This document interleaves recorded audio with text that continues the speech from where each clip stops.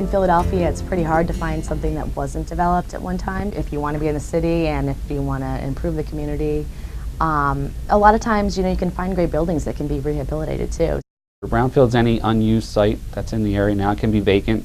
The economic life of that property is no longer viable. Nobody's using the building. It's dilapidated, and the major other component is there's some sort of contamination on the property. What you want to do on a brownfield is investigate it and then revitalize it into a useful property that is economically viable and put into the economic flow of the city.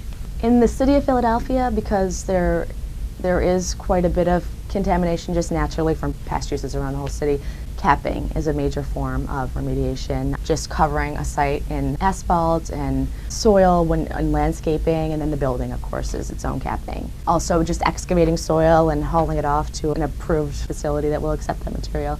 And then you can bring in what's called clean fill, and that's material that's acceptable to put onto a site. Probably the biggest one we did was the FedEx facility. It was an old tar manufacturing plant. They used all kind of chemicals, you name it, it was used there, and it was right on the river, so it was probably leaking into the Schuylkill right there.